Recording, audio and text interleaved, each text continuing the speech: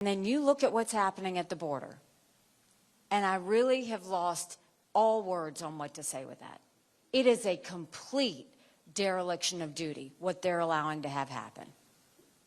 And I've been to the border, and I didn't pull a Kamala, go and come back. I went 400 miles down that border. You're not ready for what I saw. Mounds of clothes, mounds of shoes, paraphernalia, rape areas that the women and girls had to walk through. When you get up in the morning, you get your coffee and you watch the news. When these ranchers get up in the morning, they get their coffee and they go see if anybody died crossing the fence. They pick up whatever little kids were left behind and they turn them over to Border Patrol. I met with multiple sheriffs. They said before 7 a.m. they round up whatever illegal immigrants they can find. They turn them over to Border Patrol. Border Patrol documents them and releases them until their court date years from now. And when I asked Border Patrol about their job, they said, "You want to know what we do?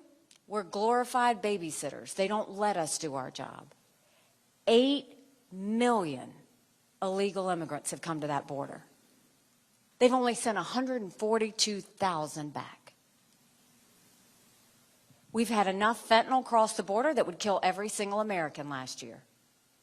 #1 cause of death for adults 18 to 45, fentanyl. And don't think for a second China doesn't know what they're doing when they send it over. And then my parents always told me, you take care of those who take care of you. I'm going to ask you if we're taking care of those who take care of us. Right now in America, over 35,000 of our veterans are homeless. 1 in 3 suffers from PTSD or thoughts of suicide. We lose 22 heroes a day to suicide. If a veteran needs a doctor's appointment, on average, it takes 29 days.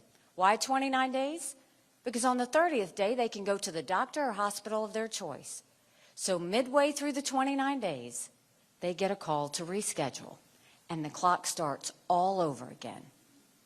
It's shameful how we treat our veterans. And then you turn on the news, and you see what Congress is doing. What has Congress done for you lately? Anything? No. You know, they only have one job. Congress is supposed to give us a budget on time. That's it.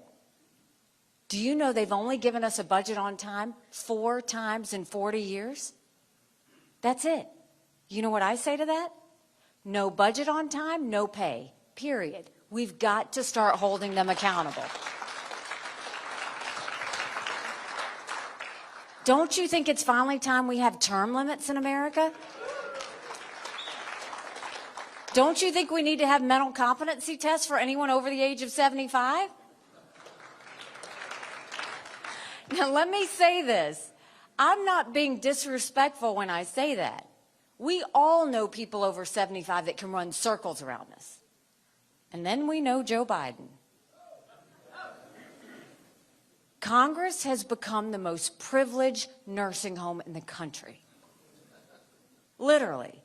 And I know you see Senator Grassley, and Senator Grassley's one of those that can run circles around anybody. I mean, I don't know, he's like the bionic man. But these are people making decisions on our national security. These are people making decisions on the future of our economy. We can't play games with that. We need to know that they're at the top of their game when it comes to making decisions about us and our family. So that's a lot of bad, right? It's hard to find anything good. But now I'm going to tell you what I told South Carolinians when I became governor. No more whining. No more complaining. Now we get to work.